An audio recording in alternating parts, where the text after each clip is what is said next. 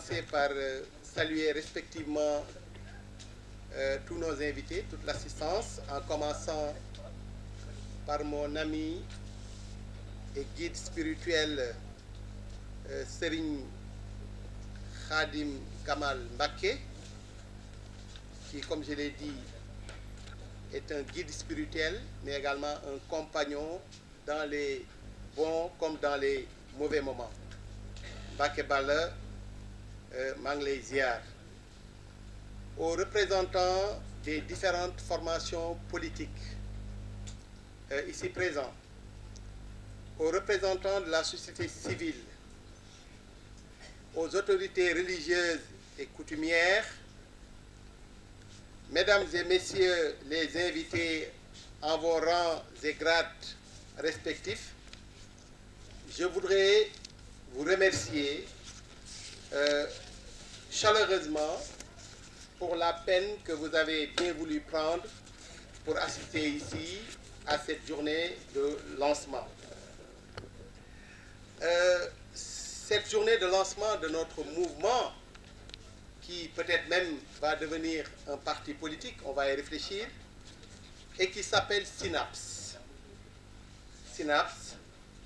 synergie d'action des patriotes solidaires et engagés. Mais synapse a une autre signification sur le plan physiologique. Parce que synapse est l'espace de jonction, jokko,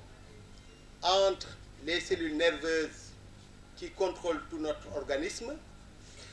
et les cellules, par exemple, glandulaires qui sécrètent. Nous aurons besoin de personnes qui sécrètent des idées. Mais également, entre les cellules nerveuses qui réfléchissent et les cellules musculaires, nous aurons besoin de bras pour construire ce pays. Voilà cette inspiration que j'ai eue depuis 2 ou 3 mois pour donner à ce mouvement ce nom qui me semble symbolique et qui résume en fait la physiologie, discipline à laquelle je suis spécialiste. Synapse a été créé ou est créé aujourd'hui dans un contexte au Sénégal où nous avons constaté une économie en souffrance avec un chômage endémique des jeunes qui sont désespérés au point de faire le choix de mourir dans l'océan, une économie en souffrance avec une industrialisation quasi absente, un climat social en perpétuelle ébullition avec des grèves récurrentes de fonctionnaires. J'en veux pour preuve la longue grève que les enseignants ont connue, de même que les médecins actuellement qui sont en grève, un système éducatif qui est en total déphasage par rapport aux exigences de l'heure et de demain, un système de santé exsangue dont les insuffisances ont été mises à nu pendant la période de la Covid, avec une absence de motivation de ces acteurs, mais aussi un plateau technique vétuste si ce n'est tout simplement pas absent. Synapse se veut un espace de convergence d'idées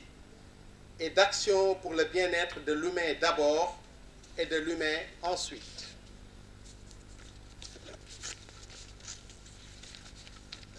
Le Sénégal vivra une transition économique et sociale, c'est sûr, avec l'avènement d'importantes ressources naturelles qui, si elles sont gérées avec transparence, devraient placer notre pays sur le peloton de tête des nations définitivement développées et émergentes. À cet effet, nous voulons un groupe d'actions et de propositions concrètes qui permettent de sortir notre pays de l'ornière. Notre expérience professionnelle d'académicien, de scientifique et d'homme d'État, je rappelle que j'ai été ministre conseiller dans le cabinet du président de la République, je ne le suis plus, devrait sans doute constituer des gages de légitimité pour des ambitions que nous estimons largement à notre portée. C'est pourquoi nous tendons la main à toutes les forces vives de notre brave nation pour écrire une nouvelle page dans la marche vers le développement et l'émergence du Sénégal.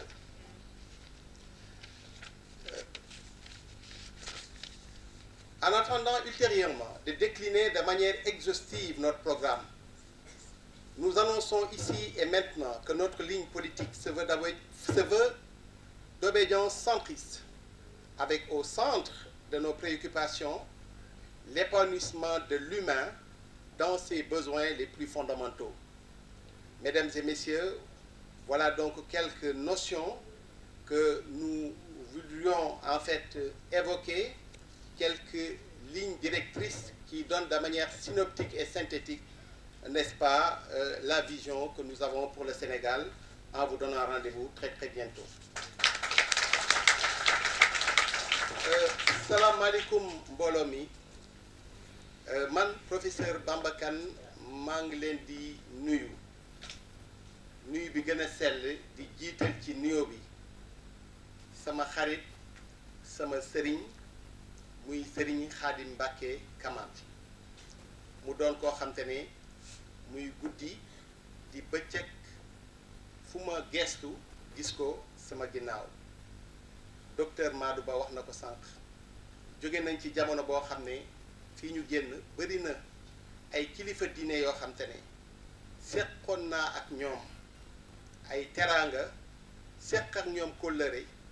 waaye bañ leen soxlaa ci élection yi ñu bari ci ñoom du ñëpp nag ñu bari ci ñoom dañu maa wan ginnaaw waaye moom musuma wan ginnaaw te xam naa ni duma mës a wan ginnaaw maa ngi koy gërëm di nuyu bu baax représentant parti politique yëpp bu ma limee dinaa jum ñëpp a ngi fi samay xarit yi defe naa jox nañ leen parole ñoom ñëpp ñu wax ñu doon ñoo xam te ne ñii dama seq ak ñoom teraanga ñii ma seq ak ñoom kóllëre ñi ci des ma am ci ñoom cofeel bu rëy rëy ñu delloo ma cofeel googu noonu ñëw teew fi ñenn ñi teewal fi seeni kilifay parti ma di leen gërëm di leen sant bi nga xam te ne nii am na fu mu tàmbalee amul fu mu yem may gërëm itam ñi nga xam te ne dañoo ànd ak man boobaak léegi yàgg na duma leen lim ñoom xam nañ seen bopp ñu doon ñoo xam te ne nit ñu gore lañu nit ñoo xam te ne amul lenn lu ma leen jox amul lenn lu ma leen defal au contraire ñi ëpp ci ñoom lu ne ñu ngi leen koy dig fu ne waaye ñu ànd ak seen ngor ànd ak man ñooñu mënuma leen a fay maa ngi leen di gërëm di leen sant mouvement bi nga xam ne nag tey dañoo fas yéene taxawal ko mu tudd SYNAPS nag maanaam ci niñ ko abrégé mooy lëkkaloo bi nga xam te ne nii dañoo bëgg képp koo xam ne bëgg nga réew mi te am cofeel ci réew mi te am xam lan mooy solidarité mooy dimbalante suñu biir ñooñu ñu booloo doon benn say ngir xool naka la ñuy liggéeyee Sénégal SYNAPS nag bu ma ko tuddee am na sax ñu naan SYNAP du SYNAP de SYNAPS la SYNAPS mooy doxal lépp loo xam te ne dafa nekk ci yaramu doomu aadama amul lenn luy dox ci yaramu doomu aadama boo xoolee gis SYNAPS moo ko waral bu ñu la waxee nga dégg SYNAPS moo ko waxal booy xalaat SYNAPS moo ko waral boo yëkkatee sa loxo bi instant bi nga koy yëkkati nii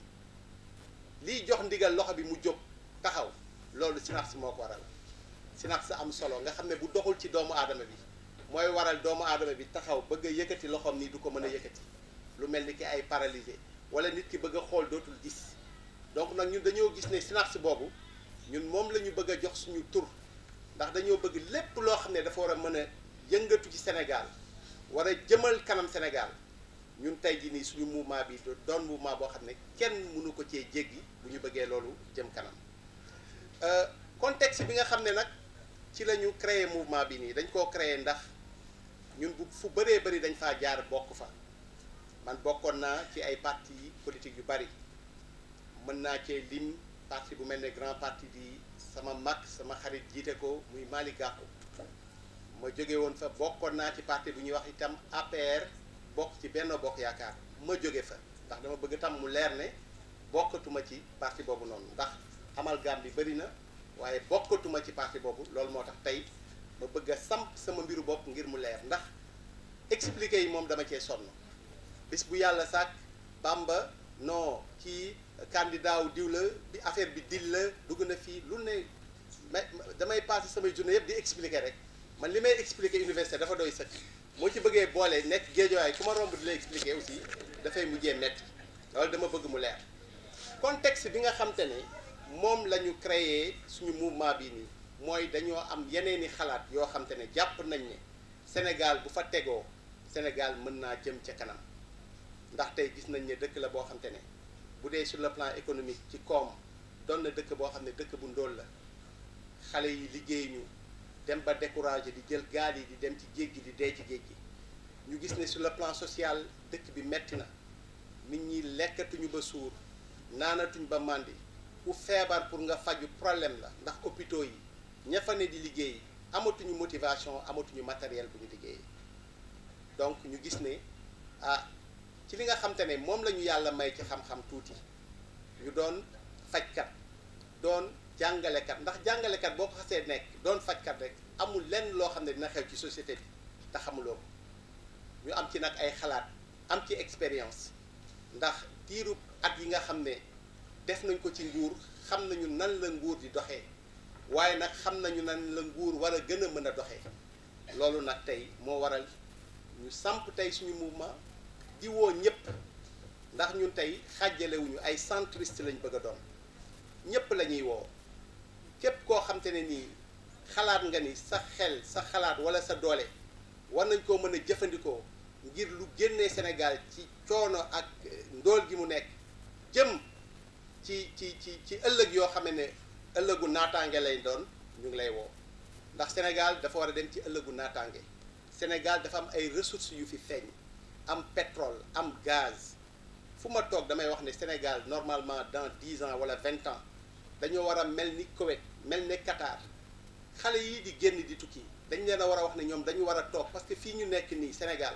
war nañoo dem ci kanam boo xam ne nit ñi ñoo war a fëq di dugg ci Sénégal ñu leen di téye te loolu am na fi li mu laaj rek mooy ay nit ñu bëgg Sénégal nit ñu bëgg seen réew seen loxo set ñu xàmmee ni am lépp ak am ñaari yoon lépp benn la li gën a tardé Afrique suñu dëkk yi mooy lan mooy que dañuy am des fois ay dirigeants yoo xam ne dañuy fàtte ne nit ki boo xasee ba am lépp jeex na mais da ngay am lépp di wut ñaari yoon lépp ñaari yoon lépp ñett yoon lépp ak lépp benn yoon benn la loolu nag dafa doon loo xamante ne nii ñun loolu mooy suñu gëm-gëm ñu gëm ne loolu bu ñu ko appliqué ànd ceeg nit ñoo xam ne nit ñu gore lañ comme yéen yàlla mën na def li nga xam ne mooy coono yi sénégalais di dund coono yooyu mën naa wàññeeku maa ngi leen di gërëm encore une fois yéen ñëpp di leen sant di leen tàllal loxo di leen jox nag dox daje bu yàggul incha allah bu ñu waree ba noppi comme ça ñu décliner suñu programme décliner suñuy structure ñu ngi leen di gërëm di leen sant jërë ngeen jëf wa salaam